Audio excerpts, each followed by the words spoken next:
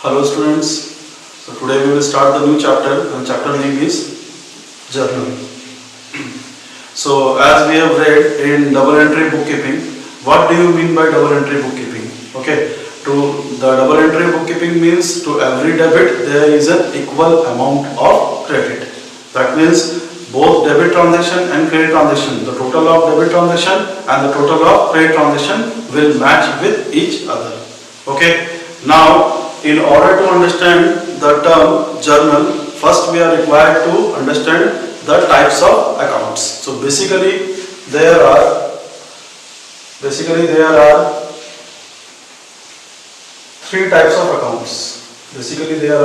three types of accounts. Okay, so account has been divided into two parts.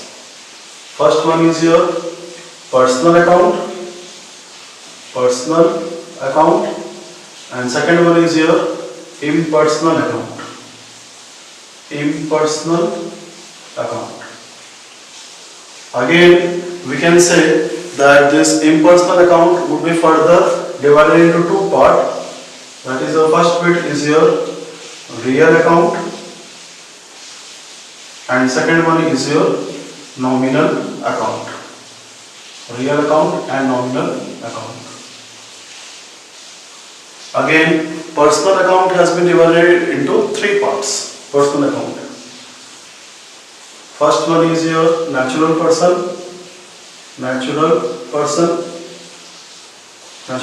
account. Second one is your artificial personal account.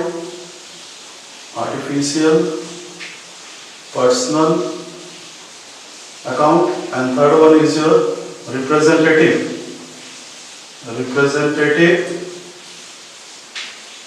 personal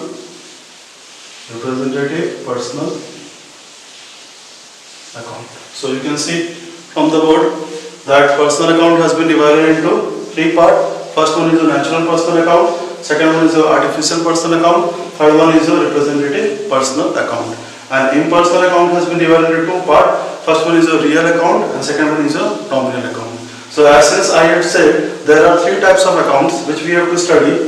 First one is your personal account, okay. Second one is your real account, okay, and third one is your nominal account. Okay. So these three accounts, we have to study the golden rules of these three accounts in order to understand the term journal. Now, what do you mean by personal account? Personal account का मतलब क्या होता है? Any account which has been related to the persons. Okay, any account which has been related to the persons, individual, group of person, company, firm would be considered as what? Would be considered as your personal account. Okay. For example, your bank account, any name of company, say Airtel, BSNL Limited, Tata Sky, okay, Ram, Siam, whatever it would be. So that would be considered as your what? As your personal account. Okay. Now personal account has been divided into three parts. First one is the what? Natural person account. Natural person account का मतलब क्या होता है? It is an account which deals with the name of an individual. I repeat, it is the account which deals with the name of an individual. For example, suppose कोई भी individual का नाम दिया रहेगा, Ram account, Shyam account, etc. मतलब अगर किसी individual person का नाम दिया रहेगा तो कौन सा अकाउंट होगा? Personal account. For example, suppose हम बोलते हैं purchase goods from Ram. So that means what? Ram would be considered as a what? Ram would be considered as a personal account. तो राम कौन सा अकाउंट होगा? राम होगा पर्सनल अकाउंट. अगर हम बोलते हैं suppose sold goods to Shyam, okay, so that means under such cases Syam would be considered as what? Syam would be considered as personal account. उसके लिए आप लोग क्या बोलेंगे? Syam would be considered as personal account. ठीक है. Secondly, मेरा कौन सा अकाउंट होता है? Artificial person. अब artificial person मतलब क्या होता है? These are those person, okay, which are not natural. ठीक है. This would be considered as a group of person a name of the company, name of the firm, entity, that will be considered as what? As an artificial personal account. उसको हम क्या बोलेंगे? Artificial personal account. ठीक है? For example, suppose इसका example मैं बोला कोई भी कंपनी का नाम हो गया, से एयरटेल कंपनी, ओके, से Tata sky company, okay, Tata sky company, LIC, Life Insurance Corporation of India. So that would be considered as a what? That would be considered as an artificial person. ठीक है? Bank हो गया, ठीक है, कोई सा भी बैंक का नाम दिया रहेगा, ICICI बैंक, ओके, SBI, तो जो भी बैंक का नाम रहेगा, so that would be considered as a what? As an artificial personal account. Last but not the least is the representative personal account. Representative personal account का मतलब क्या होता है? Any accounts which represents the name of an individual or any accounts which represents the individual, that would be considered as a what? As a representative personal account. For example, suppose हम बोलते हैं outstanding salary, so that would be considered as what? Outstanding salary, outstanding expenses, ठीक है? Outstanding का मतलब क्या? Due, एक particular person का amount due है, that would be considered as what? That would be considered as representative personal account. Second one, it can be, we can say prepaid expenses. So prepaid expenses would be also considered as what? As in your representative personal account. ठीक है? So these are the three types of your accounts which has been further divided into personal account. ठीक है? Now what we have to do, we have to understand the term your journal. Journal का मतलब क्या होता है? Journal is the recording of transaction in the primary books of accounts. जो भी transactions हम record करेंगे in the chronological order. Chronological order का मतलब क्या होता है? Date wise order. Okay, so that transaction which is to be recorded in the primary books of accounts, okay, that art of recording the transaction is known as a what? Is known as your journal. That is the meaning of journal. In order to do the transaction, in order to record the transaction, we have to understand the concept of debit and credit. As we have read, under double entry system, there has been two aspects. To every debit, there is an equal amount of credit. Okay, so next is your impersonal account, and impersonal account has been divided into two parts. First one is your real account, and second one is your nominal account. Now the question comes, what do you mean by real account? Real account का मतलब क्या होता है? Any accounts, these are related to those accounts, okay, which consist of any assets, okay, any assets. कोई भी चीज हमारे लिए asset है, और any things which do have physical existence, that would be considered as what? That would be considered as real accounts. Generally, we say that all the assets of the business, generally, okay, whether tangible or intangible, okay, so that assets would be considered as what? As your real account. For example, suppose furniture, building, machinery, cash in hand, okay, stock. So these are all what? These are all your typewriter, laptop. So these are all what? These are all real account. मतलब this do have physical existence, जो हमको दिखाई देता है, और business के point of view से क्या है? वो एसेट्स होगा, ठीक है, जिसका फिजिकल एग्जिस्टेंस है, that will be considered as what? As your real account. ठीक है, so that is the meaning of real account. Next क्या है आपका? नेक्स्ट दिखाई दे रहा है नॉमिनल अकाउंट. नॉमिनल अकाउंट क्या होता है?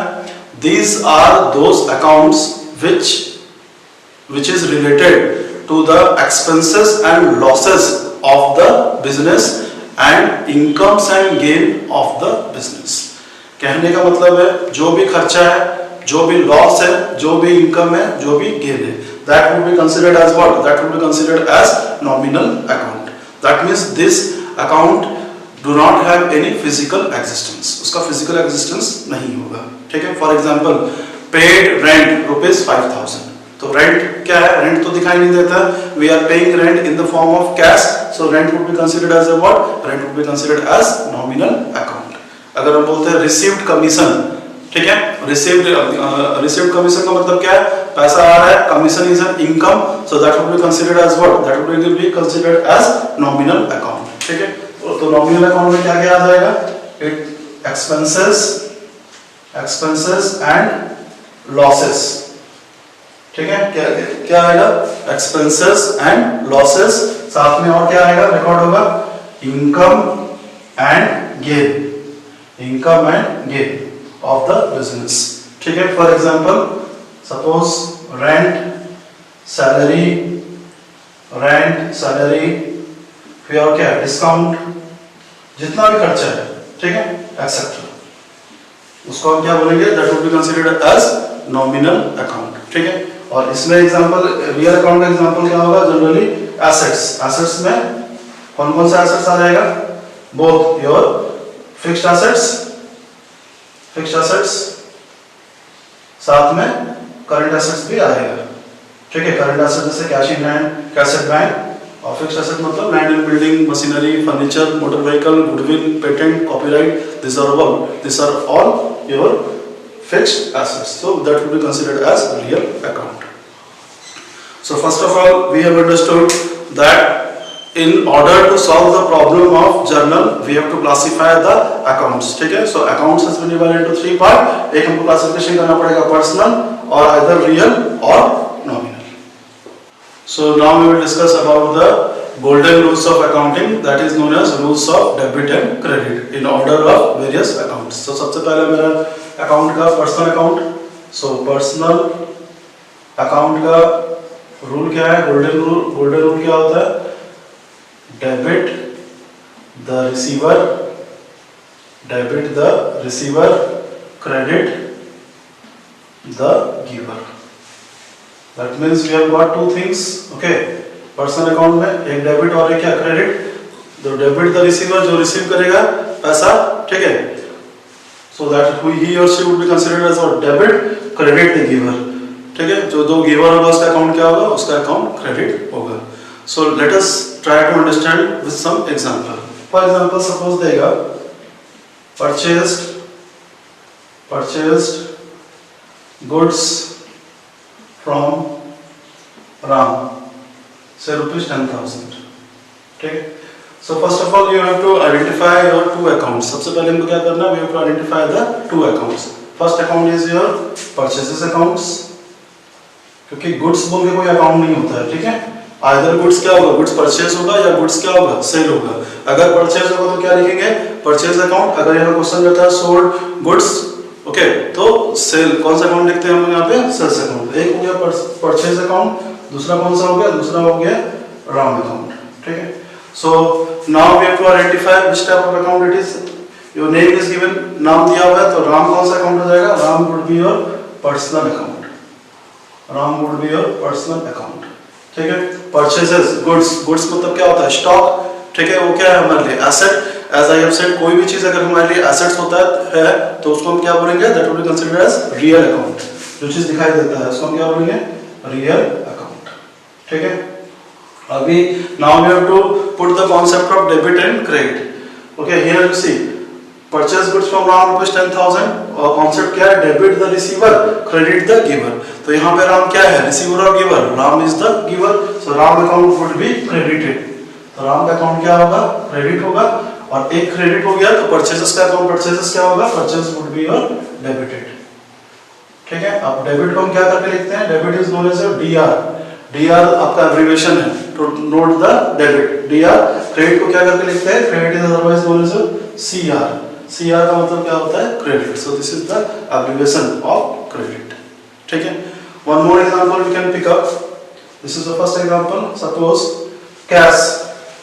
Cash paid to Shyam, suppose cash paid to Shyam ₹5,000, ठीक है। और हमको आइडेंटिफाई करना है transaction, we have to pass a journal entry. So first of all what we have to do, we have to identify the account. यहाँ पे दो account होगा, एक कौन सा अकाउंट होगा, एक होगा आपका कैश अकाउंट और दूसरा कौन सा अकाउंट होगा, दूसरा होगा श्याम अकाउंट, ठीक है।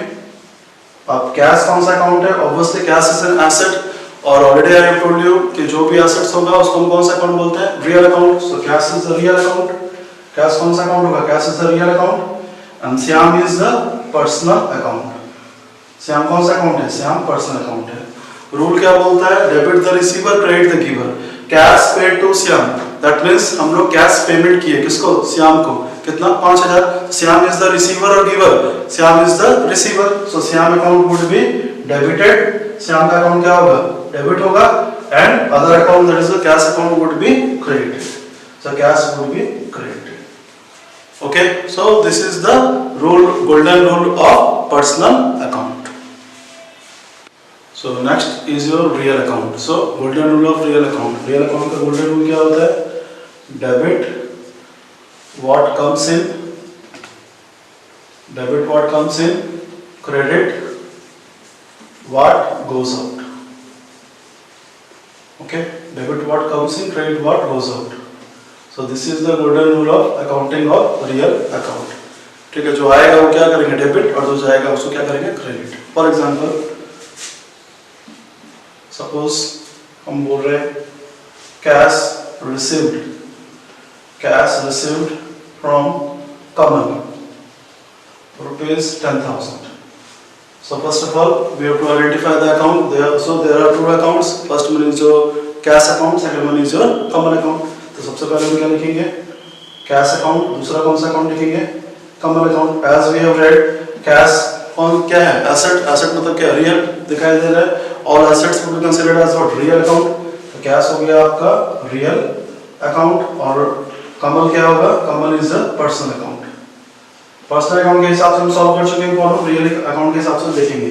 डेबिट व्हाट कम्स इन, सो अगर हम कैश रिसीव कर रहे हैं कमल से तो कैश आ रहा है, कैश आने का मतलब क्या है, cash account would be debited, cash आ रहा है तो cash account would be debited and Kamal account would be automatically, एक डेबिट हो गया, दूसरा क्या हो जाएगा, Kamal account would be credited. ठीक है, one more example we can take. Suppose cash deposited into bank, cash deposited into bank ₹2,000. Okay, in this case again we have to identify the transaction. दो transaction को identify करना पड़ेगा, एक क्या होगा cash account, दूसरा क्या होगा बैंक अकाउंट।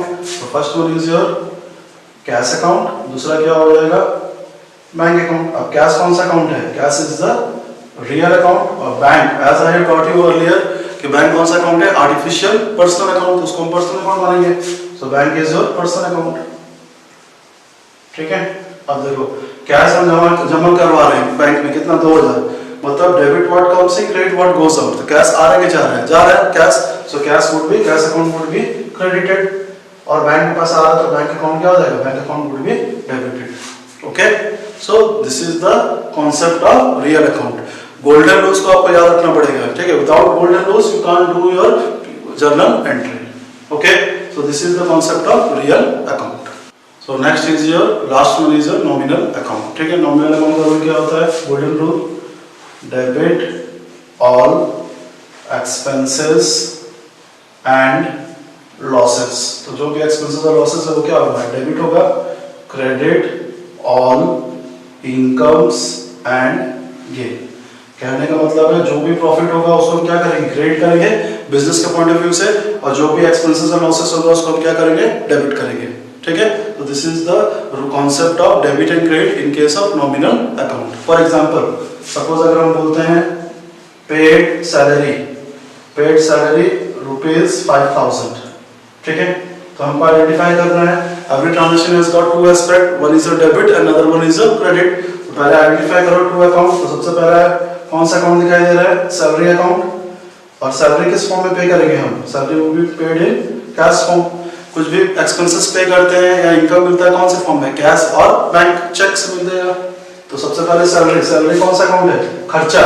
और ऑलरेडी पता है जो भी बिजनेस पॉइंट ऑफ व्यू से खर्चा, लॉस, इनकम और गेन होगा that would be considered as what, nominal account. So salary कौन सा अकाउंट हो जाएगा, सैलरी एक्सपेंसेस है तो कौन सा account, it is your nominal account. Cash दिखाई देता है, रियल अकाउंट है तो एसेट है तो उसको हम क्या बोलेंगे, रियल अकाउंट। अब हम सैलरी पे कर रहे हैं, मतलब बिजनेस पे कर रहा है, बिजनेस के पॉइंट ऑफ व्यू से सैलरी क्या हो जाएगा, एक्सपेंसेस। और रूल क्या है, debit all expenses and losses. So salary account would B debited and cash account would be credited. Okay, one more example we can pick up. Second one, suppose received commission. Okay, received commission ₹1000. तो यहाँ पे हमको identify करना है two accounts. First one is your what? Commission account. First one is your commission account and second one is your what? Second one is your cash account. आप commission receive कर रहे हैं, कमीशन दिखाई नहीं देता है, रिसीव कर रहे हैं मतलब क्या, वो इनकम है, so it would be considered as what? Nominal account. तो commission is your nominal account और कैश कौन सा अकाउंट होगा? Cash is the real account. ठीक है, अब रिसीव कर रहे हैं कमीशन, तो रूल क्या बोल रहा है? डेबिट और एक्सपेंसेस एंड लॉसेस, क्रेडिट और इनकम एंड गेन. तो ये इनकम है हमारे लिए कमीशन, तो इनकम है तो क्या हो जाएगा? Commission account would be credited और कैश आ रहा है तो cash account would be debited. Okay, so this is how the concept of your nominal account. So we have read three types of account: real, nominal and personal. In order to pass the journal entry in the particular format, we have to remember the golden rules of accounting. Golden rules of accounting को आप ध्यान में रखेंगे. सबसे पहला काम है आपको आइडेंटिफाई करना है अकाउंट्स, नेचर ऑफ अकाउंट. उसके बाद you have to put the golden rules of accounts of debit and credit. In this way we could able to solve the practical questions of journal. So now we will learn, okay, how to pass the journal entry. अब already we have understand the concept of real account, nominal account and personal account. अब उसको journal में उसको लिखना कैसे है, ठीक है? So first of all we have to draw the format of journal. जो journal का पहले format बनाना पड़ेगा.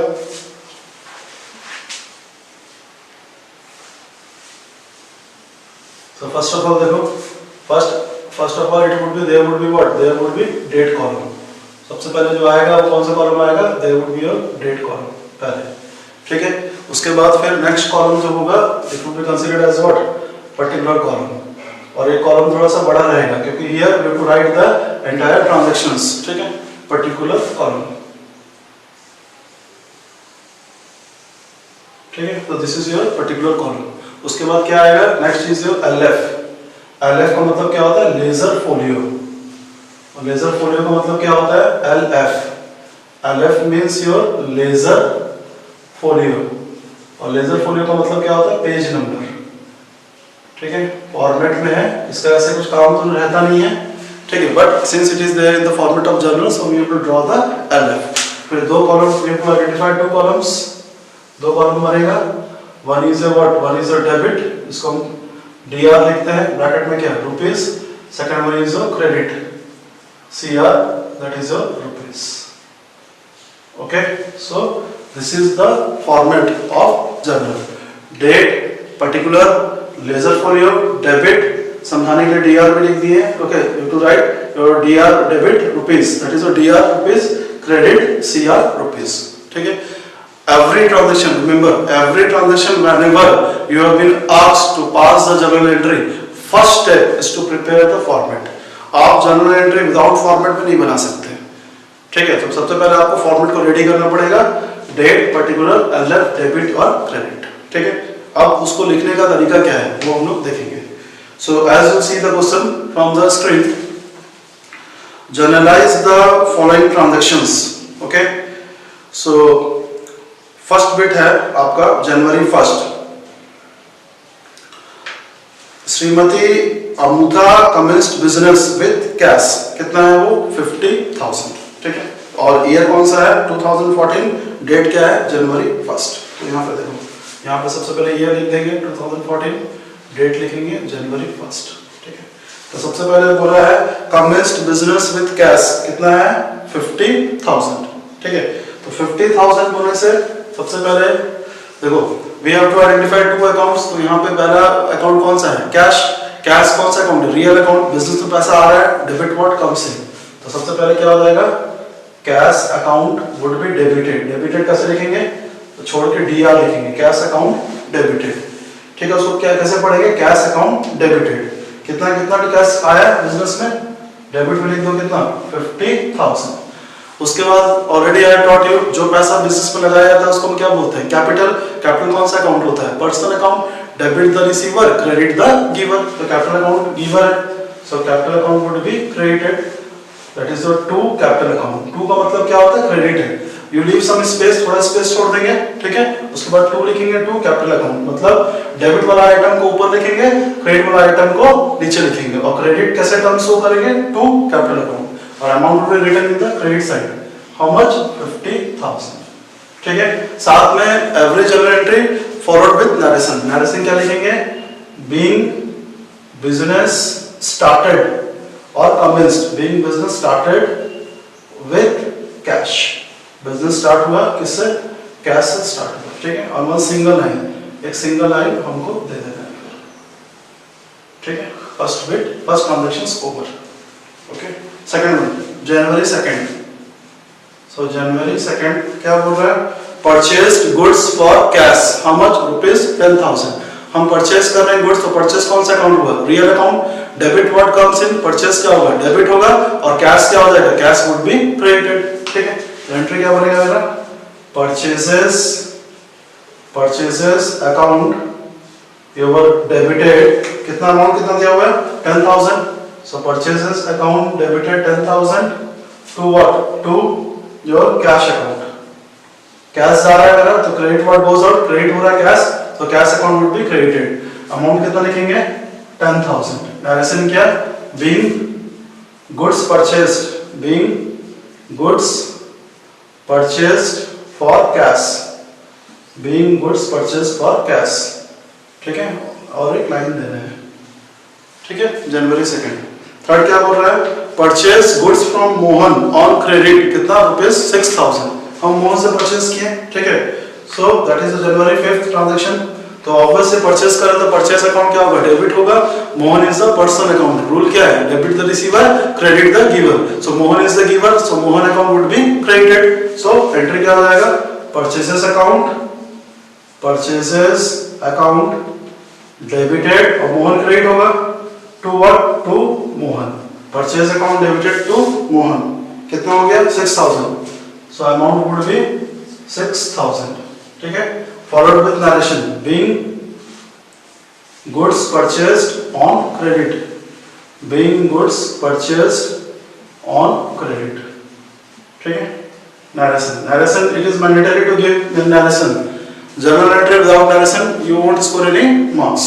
next जनवरी 7 क्या बोल रहा है, paid into bank, कितना, 5,000, paid into bank मतलब क्या पे किए होंगे, कैश, तो दो अकाउंट है, एक कैश और एक क्या, बैंक, बैंक में पैसा जा रहा है, बैंक कौन सा अकाउंट होता है, पर्सन अकाउंट, रूल क्या बोलता है, डेबिट द रिसीवर, तो बैंक अकाउंट क्या हो जाएगा, डेबिट हो जाएगा, so bank account would be debited, so bank account debited to cash account, so bank account debited to cash, ठीक है। कितना जमा किया बैंक में पैसा, 5,000, सो 5,000, ठीक है। नरेशन क्या लिखेंगे, being cash paid into bank, being cash paid into bank, ठीक है, followed with 1 line, okay। so next transaction देखो, जनवरी 10 परचेज्ड फर्नीचर, कितना का फर्नीचर परचेज किया, 2,000, फर्नीचर कौन सा अकाउंट है, real account, debit what comes in, furniture account would be debited, और कैश क्या होगा, कैश वुड बी क्रेडिटेड, लिखेंगे कैसे हम, furniture account debited to cash, furniture आ रहा है, कैश जा रहा है, debit what comes in, credit what goes out, ठीक है। कितना है, 2,000,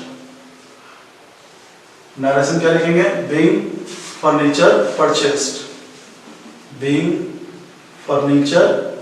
परचेस्ड, ठीक है। ये हमारा ट्रांजैक्शन रिकॉर्ड हो गया जर्नल में। नेक्स्ट क्या है हमारा, 20 तारीख को देखो, sold goods to Suresh on credit 5,000, as I have said stock या गुड्स का कोई अकाउंट नहीं होता, एक हो गया सेल्स अकाउंट, दूसरा क्या, Suresh account, Suresh personal account है, डेबिट द रिसीवर, तो सुरेश का अकाउंट क्या होगा, डेबिट, और सेल्स क्या होगा, क्रेडिट हो जाएगा। एंट्री क्या बनेगा मेरा, 20 तारीख का, Jan 20, सुरेश डेबिटेड, नाम के साथ में अकाउंट मत लिखना, डायरेक्टली सुरेश नाम लिख दो, ठीक है।